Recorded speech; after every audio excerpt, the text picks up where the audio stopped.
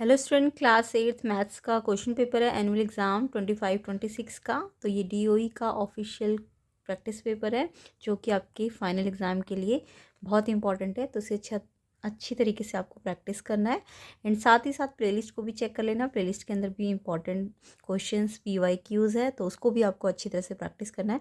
Playlist का link description में मिल जाएगा। तो अभी हम इसके सोल्यूशन करेंगे। ये आपके फाइनल एग्ज़ाम के लिए बहुत इंपॉर्टेंट है, प्रैक्टिस कर लीजिए इसकी अच्छी तरीके से। तो देखिए, सेक्शन 1 के आपके क्वेश्चन 1 के मल्टीपल चॉइस क्वेश्चन 1 to 12 है। तो सबसे पहले इन्हें कर लेते हैं। तो first question, which of the following is an identity. इसमें पूछा है इनमें से कौन सी एक आइडेंटिटी है। तो आपको इसके लिए आइडेंटिटी सारी आनी चाहिए। जैसे कि अगर मैं ए को देखूँ तो a + b का होल स्क्वायर, इसकी आइडेंटिटी होती है a² + b² + 2ab। तो यहाँ पे +2ab नहीं दिया ना, तो इसलिए ये एक आइडेंटिटी नहीं है। ठीक है। उसके बाद a - b का होल स्क्वायर में a का स्क्वायर + b का स्क्वायर फिर -2ab होना चाहिए था। तो यानी ये भी एक आइडेंटिटी नहीं है। ठीक है। तो a + b का होल स्क्वायर की आइडेंटिटी होती है a का स्क्वायर + b का स्क्वायर + 2ab। अब ये 2ab आप यहाँ भी लिख सकते हो, बट सब में प्लस का साइन होना चाहिए। ठीक है। एंड a - b का होल स्क्वायर की आइडेंटिटी होती है a का स्क्वायर + b का स्क्वायर -2ab। तो क्योंकि यहाँ पे a + b का स्क्वायर में 2ab नहीं है, इसलिए ये एक आइडेंटिटी नहीं है। इसमें देखो a का स्क्वायर + b का स्क्वायर होना चाहिए था, जबकि यहाँ माइनस है और वैसे भी -2ab भी नहीं है, तो ये भी एक आइडेंटिटी नहीं है। नेक्स्ट को देखो, a - b का होल स्क्वायर, तो ये a² + b² होना चाहिए था और 2ab माइनस का होना चाहिए था। तो यहाँ उल्टा है, यहाँ 2ab प्लस का है और ये माइनस का है, तो ये भी आइडेंटिटी नहीं है।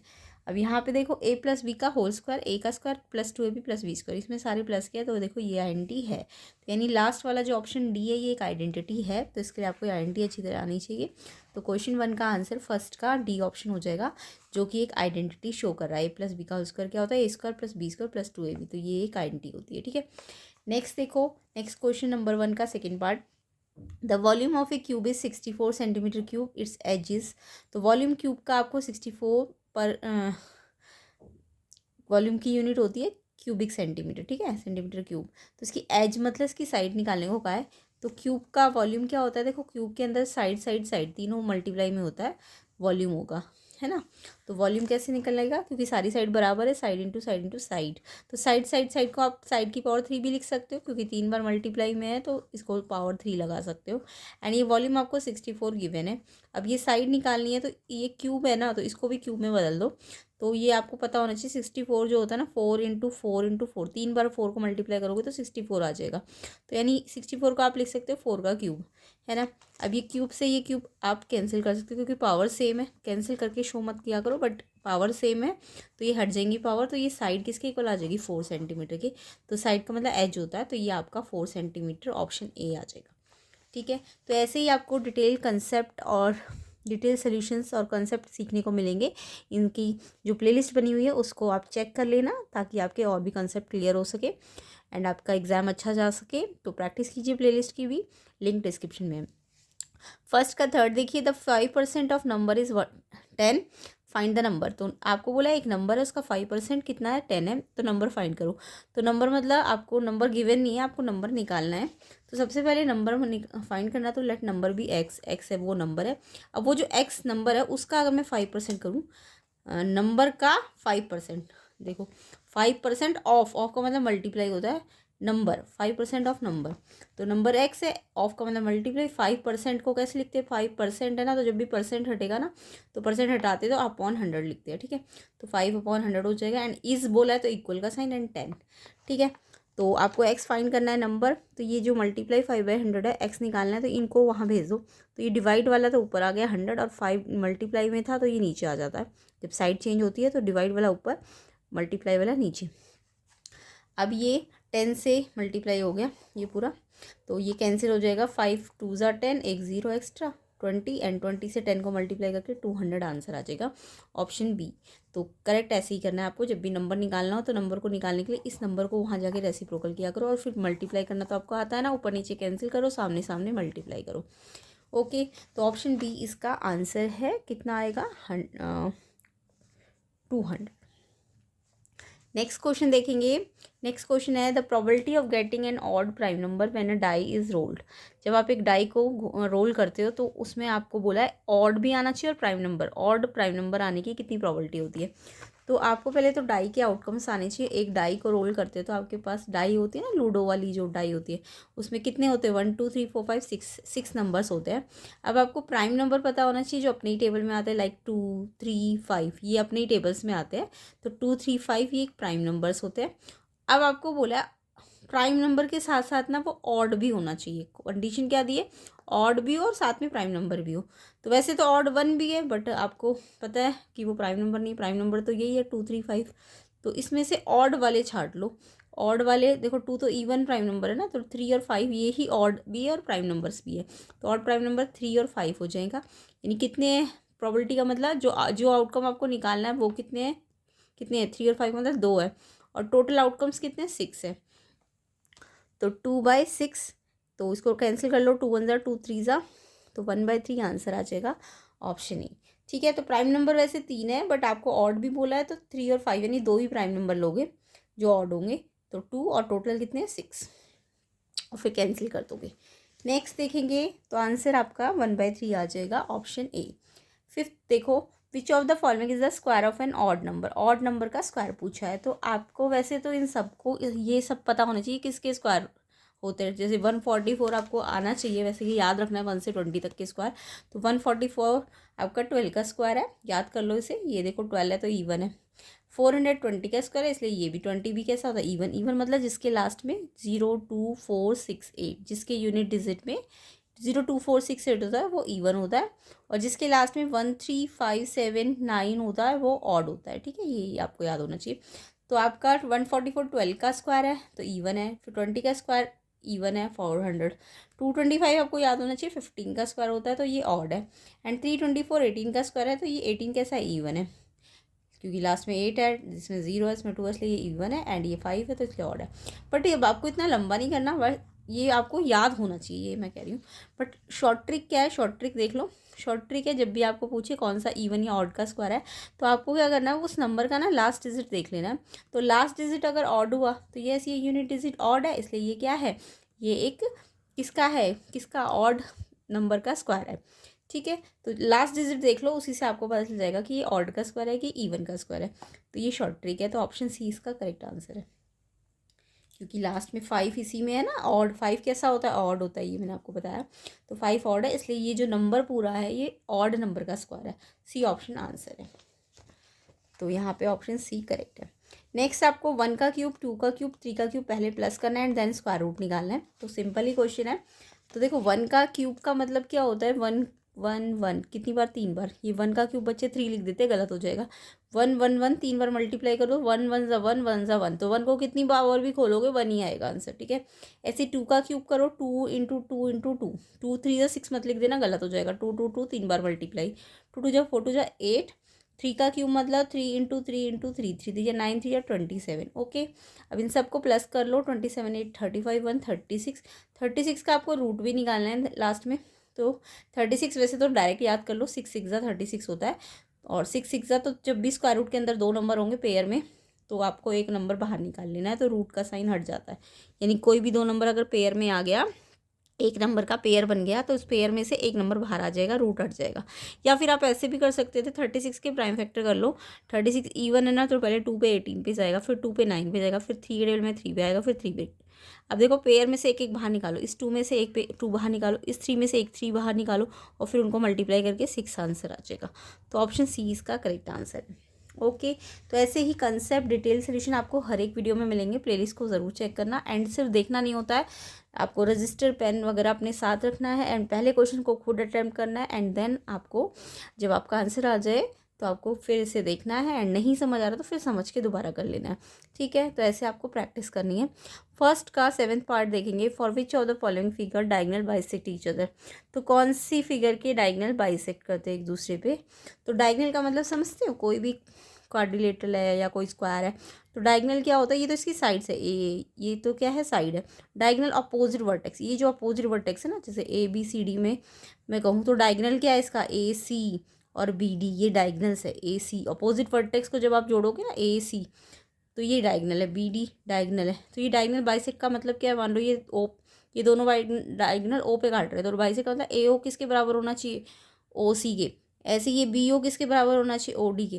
तो ऐसी कौन सी फिगर है जिसके डायगनल बाइसेक्ट करते हैं, तो एक तो स्क्वायर होता है जिसके डायगनल बाइसेक्ट करते हैं। इसके अलावा डायगनल बाइसेक्ट आपके पैरेललोग्राम के भी करते हैं, याद रखना। डायगनल किस किस के बाइसेक्ट करते हैं, डायगनल आपको याद रखना ये चीज़, ठीक है। डायगनल बाइसेक्ट आपके पैरेललोग्राम के भी कर सकते हैं, डायगनल बाइसेक्ट पैरेललोग्राम के भी कर सकते हैं, रेक्टेंगल के भी कर सकते हैं, रोम्बस के भी डायगनल आपके बाइसेक्ट कर सकते हैं, एंड लास्ट स्क्वायर, ठीक है, इनके डायगनल्स बाइसेक्ट करते हैं। तो parallelogram, rectangle, rhombus and square, इनके डायगनल्स बाइसेक्ट करते हैं। डायगनल बाइसेक्ट मतलब समझ आ गया, ये ओ सी के बराबर है, ठीक है। ए सी बी डी तो डायगनल्स है, तो जो डायगनल के पार्ट है ए ओ और ओ सी ये बराबर, ऐसी इस बी डी डायगनल में बी ओ और ओ डी ये बराबर। तो ये किस किस में होता है ऐसा डायगनल बाइसेक्ट, ये पैरेललोग्राम में भी होगा, रेक्टेंगल में भी होगा, रोम्बस में भी होगा और स्क्वायर में भी होगा। तो यहाँ पे सिर्फ ऑप्शन में आपके पास स्क्वायर है, तो स्क्वायर के डायगनल्स बाइसेक्ट करते हैं। काइट के डायगनल बाइसेक्ट नहीं करेंगे, ट्रेपेजियम के भी नहीं करेंगे, क्वाड्रिलेटरल के भी नहीं करेंगे। तो इसमें से सिर्फ ऑप्शन कौन सा बचा है, जिसके डायगनल बाइसेक्ट करते हैं, स्क्वायर के। और स्क्वायर के डायगनल इक्वल भी होते हैं, याद रखना, ठीक है। Next, the adjacent pie chart depict the information of viewers watching different type of channels on TV, which type of programmes are viewed the most. तो आपको वो पाई चार्ट गिवन है, पाई चार्ट में आपको बोला है तो अलग अलग टीवी पर अलग अलग टाइप के चैनल्स है, तो कौन सा प्रोग्राम सबसे ज़्यादा देखा जाता है, मोस्ट वाला पूछा है। तो देखो, न्यूज़ 15% है, इन्फॉर्मेटिव 10% है, स्पोर्ट्स 25% है, एंटरटेनमेंट 50% है। तो सबसे ज़्यादा कौन सा एंटरटेनमेंट वाला है ना, 50%। तो एंटरटेनमेंट आंसर है सी ऑप्शन।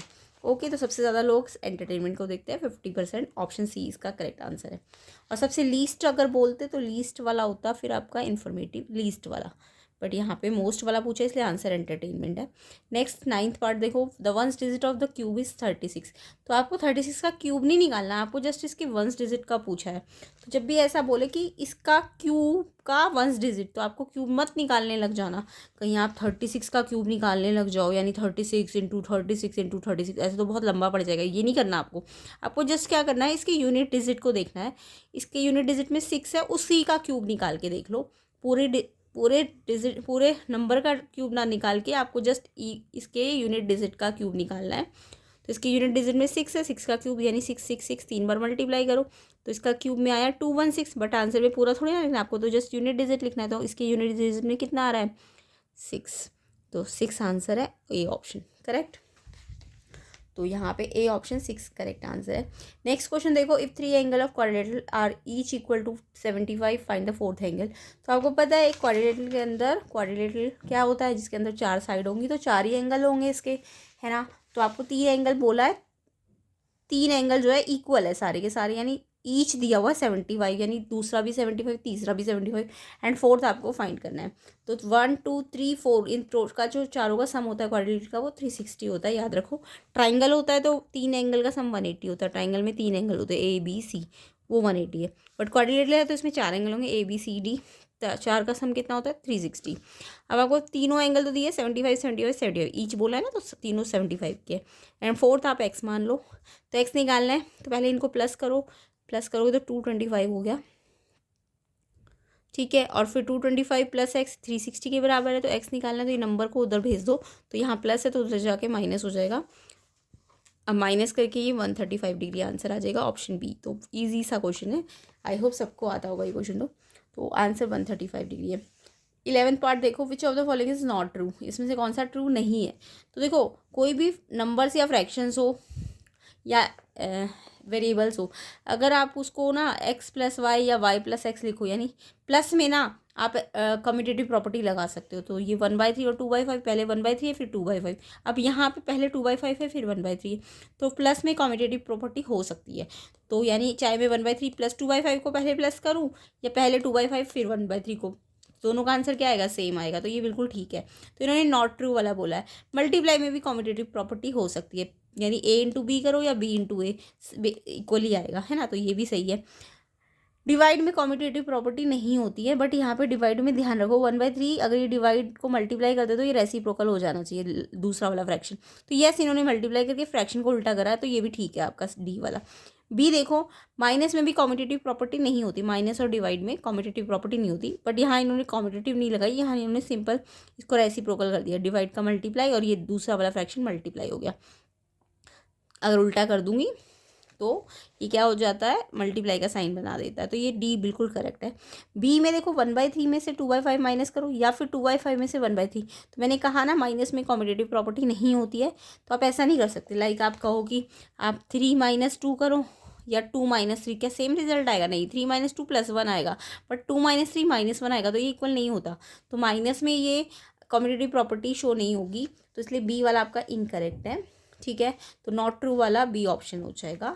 ठीक है, ये नॉट ट्रू है, बट आंसर आपको नॉट ट्रू वाला ही पूछा है, तो बी ऑप्शन है, क्योंकि यहाँ पे आपकी कॉम्यूटेटिव प्रॉपर्टी नहीं लगेगी। Okay, next question number 12 first का, which of the following is a linear expression. तो लीनियर एक्सप्रेशन का क्या मतलब होता है? लीनियर एक्सप्रेशन वो होता है जिसमें वेरिएबल का पावर, वेरिएबल समझते हो, एक्स या वाई जो भी होता है, उनकी पावर ना 1 होनी चाहिए, और पावर 1 आपको शो ऊपर करने की ज़रूरत नहीं होती, आप सिर्फ जस्ट एक्स भी लिख सकते हो, जस्ट वाई भी लिख सकते हो। तो यहाँ पे लीनियर वेरिएबल देखो, यहाँ पे एक्स की पावर 2 है, तो ये लीनियर नहीं हो सकता। यहाँ टी वेरिएबल की पावर 2 है, तो ये भी आपका लीनियर नहीं है, ये क्वाड्रेटिक है। जब पावर 2 हो तो क्वाड्रेटिक होता है। यहाँ तो वेरिएबल है ही नहीं, यानी वेरिएबल की पावर 0 है। जब वेरिएबल ही नहीं है तो वेरिएबल की पावर तो 0 है, तो ये भी लीनियर नहीं है। इसको देखो, वाई वेरिएबल है, इसमें ऊपर कुछ नहीं शो हो रहा ना, तो 1 है इसकी पावर, तो वाई की पावर 1 है, इसलिए ये एक लीनियर एक्सप्रेशन है। ठीक है, तो लीनियर एक्सप्रेशन क्या है? जिसमें पावर 1 होती है किसी भी वेरिएबल की, तो ये वाला आपका लीनियर वेरिएबल है, लीनियर एक्सप्रेशन है। 12th का आंसर क्या हो जाएगा फिर? Option D, option D. Okay, next question देखेंगे सेक्शन बी के, तो ये 2 मार्क्स ईच है।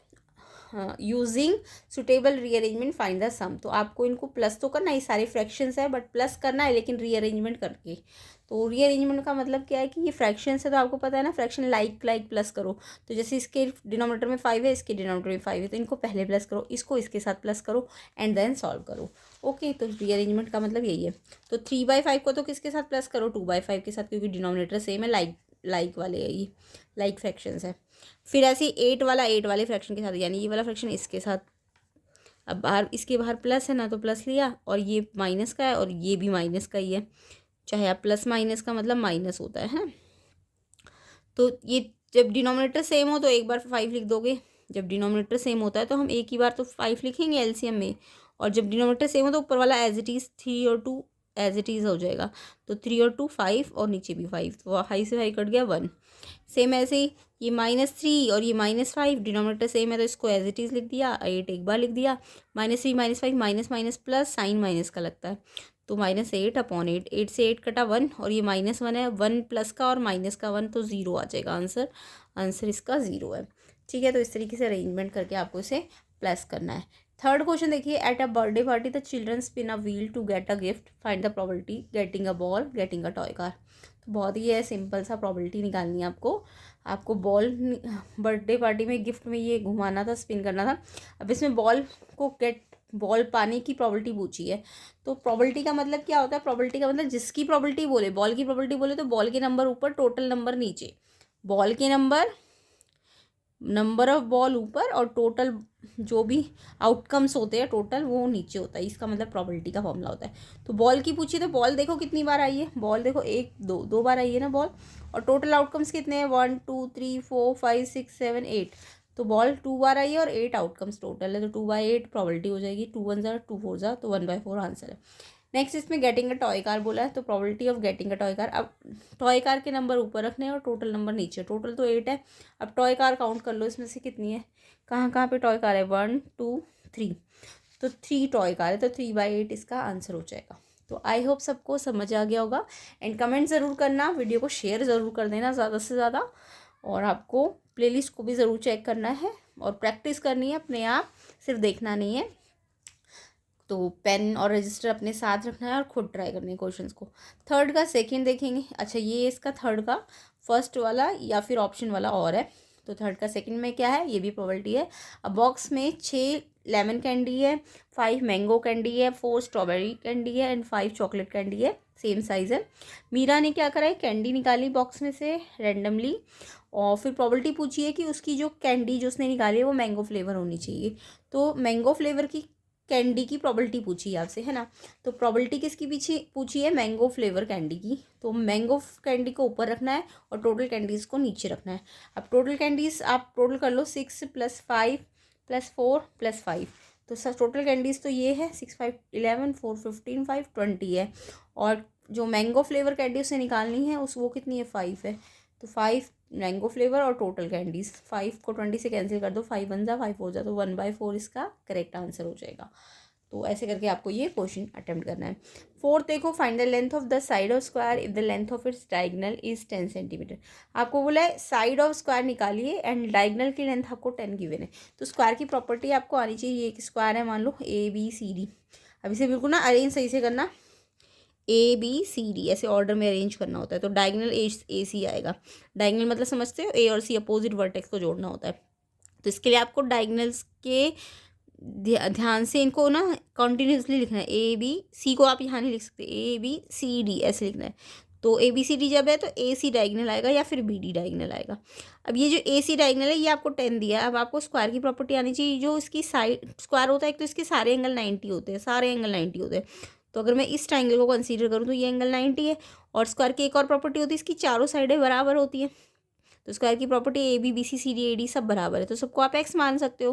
और इसके सारे angle A angle B angle C angle D angle, ये सारे 90 होते हैं। दो प्रॉपर्टी आपको याद रखनी है। उसके अलावा इसके डायगनल्स इक्वल होते हैं, डायगनल एक दूसरे को बाइसेक्ट भी करते हैं और 90 डिग्री पे बाइसेक्ट करते हैं। तो और भी प्रॉपर्टी आपको याद रखनी है, ठीक है। तो यहाँ पर मैं इस ट्राइंगल को कंसिडर करूँगी क्योंकि मेरे को डायगनल 10 लेना है और ये वाली साइड निकालनी है, कोई एक साइड निकालनी है। तो ये ट्राइंगल राइट एंगल ट्राइंगल है, तो ट्राइंगल ABC में क्योंकि एंगल B 90 है तो एक राइट एंगल ट्राइंगल है। राइट एंगल ट्राइंगल में आपने पढ़ा होगा पाइथागोरस थ्योरम अप्लाई कर सकते हो। क्या कहती है पाइथागोरस थ्योरम, कि ये जो राइट एंगल के अपोजिट होता है इसे हाइपोटेन्यूज कहते हैं। ये परपेंडिकुलर होता है, ये बेस होता है। तो हाइपोटेन्यूज का स्क्वायर बराबर perpendicular square plus base square, ठीक है। तो हाइपोटेन्यूज क्या है इसमें, डायगनल, डायगनल का स्क्वायर, डायगनल क्या है AC का स्क्वायर, किसके बराबर है, इसकी जो ये दो साइड है ये और ये, AB स्क्वायर और BC स्क्वायर। तो पाइथागोरस आई होप सबको आती होगी। अब AB BC दोनों ही नहीं पता, दोनों को x मान लिया। इसका स्क्वायर बराबर 10 का स्क्वायर, x का स्क्वायर जुड़ जाएगा, लाइक टर्म्स है तो 1 1 2 और x स्क्वायर।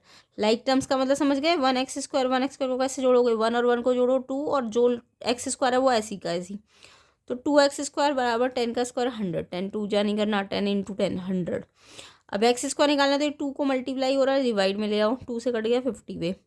फिर 50 के फैक्टर के 5 या 25, 2 जा 50, तो ये इसके फैक्टर हो गए।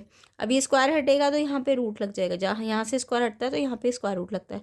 अब स्क्वायर रूट की प्रॉपर्टी क्या है, दो नंबर अगर दो सेम, एक नंबर अगर पेयर में है, यानी दोनों नंबर, ये 5 दो बार है तो एक बार 5 बाहर निकल जाएगा रूट से, और ये एक ही बार है तो ये रूट के अंदर ही रहेगा। तो यानी x 5√2 आ गया, या इसकी साइड के हेलो कि AB जो साइड है वो कितनी आ जाएगी, 5√2 आ जाएगी। तो यहाँ से इसका साइड निकल जाएगा, ठीक है। नेक्स्ट देखो, fifth question, the sum of 3 consecutive even natural number 48, find the greatest of this number. आपको बोला है 3 कॉन्जिक्यूटिव इवन नेचुरल नंबर समझते हो, 1 से स्टार्ट होना चाहिए, 1 2 3 4 5 ये नेचुरल नंबर है, बट इवन भी होना चाहिए। तो लाइक इवन का मतलब 2 4 6, ठीक है। और कॉन्जिक्यूटिव समझते हो, लगातार आना चाहिए।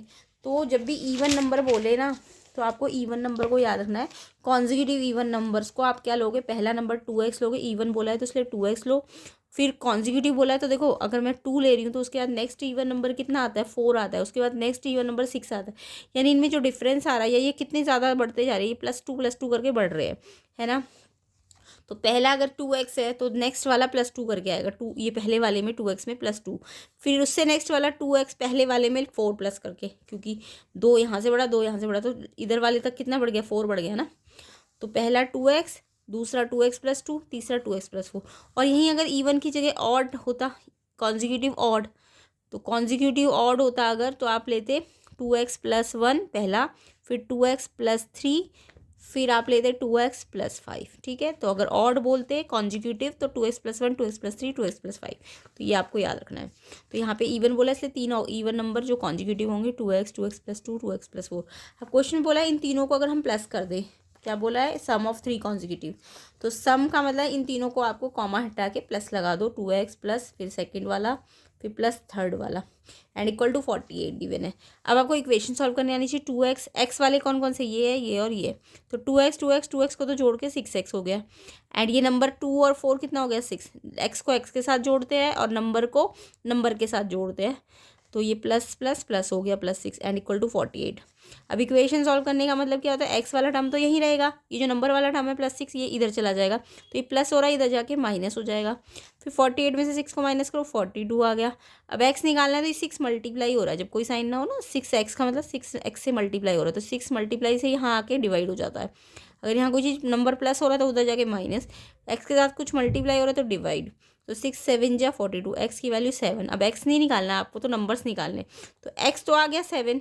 अब एक्स की वैल्यू इसमें रखो, ये जो नंबर्स है 2x, तो 2x से मल्टीप्लाई हो रहा है ना, तो 2 इंटू 7, सेम ऐसी 2 इंटू 7 प्लस 2, ठीक है, और 2 इंटू 7 प्लस 4, तो ये नंबर आ गए 2 7 जा 14, 14 प्लस 2 16, 14 प्लस 4 18। तो और आपको पूछा ग्रेटेस्ट नंबर, तो इसमें से सबसे बड़ा नंबर क्या है, 18। अगर लीस्ट बोलते तो 14, मिडिल बोलते तो 16, तो सबसे बड़ा कौन सा है, 18। तो ये आपका आंसर आ जाएगा। इस तरीके से ये क्वेश्चन हो जाएगा। नेक्स्ट देखो, नेक्स्ट है आपका 6 क्वेश्चन, इन पैरेललोग्राम ABCD एंगल BCD आपको फाइंड करना है। तो बहुत ही सिंपल है, पैरेललोग्राम की प्रॉपर्टी आनी चाहिए। एंगल ए आपको गिवन है, BCD आपको निकालना है। कैसे करते हैं पैरेललोग्राम का क्वेश्चन, आपको बोला है कि पैरेललोग्राम ABCD है, तो ABCD एक पैरेललोग्राम है। अब आपको पैरेललोग्राम की प्रॉपर्टी आनी चाहिए, या ये प्रॉपर्टी रेक्टेंगल में भी लग सकती है। ये इवन रेक्टेंगल में तो आपको पता ही सारे एंगल 90 होते हैं, स्क्वायर के भी सारे एंगल 90 होते हैं, तो पैरेललोग्राम में पूछ सकते हैं या राउंडबस में हो सकते हैं। तो 80 अगर ये वाला है तो ये अपोजिट एंगल 80 है, तो ये भी 80 होगा, ये दोनों बराबर होंगे, ठीक है। ऐसे ये वाला अपोजिट एंगल इसके बराबर हो जाएगा, समझ आया। तो अपोजिट बराबर होते हैं। तो पहली प्रॉपर्टी तो है कि एंगल ए पता है तो एंगल सी भी पता चल जाएगा, एंगल ए और सी बराबर है 80, तो अपोजिट एंगल्स इक्वल होते हैं। फिर एक प्रॉपर्टी और होती है कि जो एडजेसेंट एंगल यानी सेम लाइन पे ये जो दो एंगल बने ए और बी, सेम लाइन पे ये एंगल और ये एंगल, तो सेम लाइन पे मतलब एडजेसेंट एंगल कहते हैं उनको, एक ही लाइन पे बने ए और बी, तो ए और बी का सम 180 होता है। तो एंगल ए तो 80 दिया है, बी निकल जाएगा, ठीक है। एंगल 80, बी निकालने के लिए 180 में से 80 को माइनस कर दो, ओके। तो एंगल बी कितना आ गया, 180 माइनस 80 100।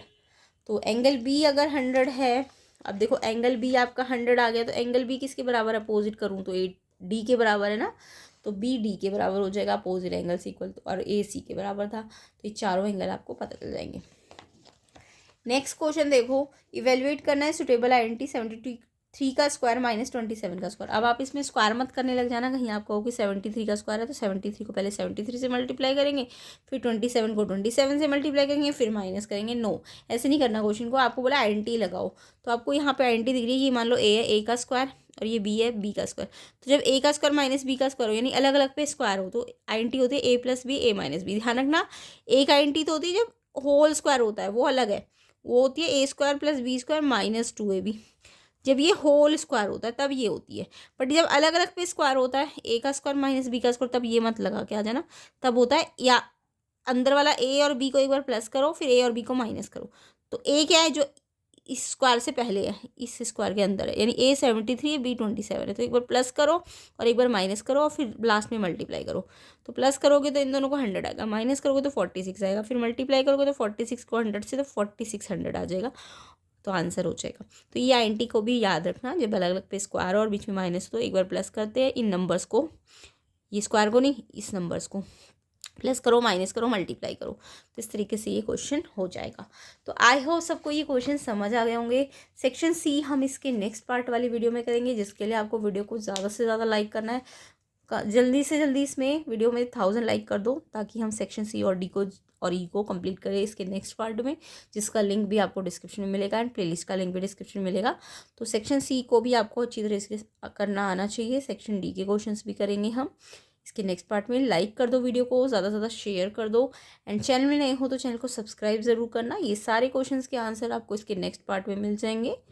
तो वीडियो को लाइक कर दीजिए, एंड नए हो चैनल को तो सब्सक्राइब कर देना, एंड प्लेलिस्ट को ज़रूर चेक कर लेना, लिंक डिस्क्रिप्शन में है। तो इसके नेक्स्ट पार्ट की वीडियो का लिंक भी आपको डिस्क्रिप्शन में मिलेगा।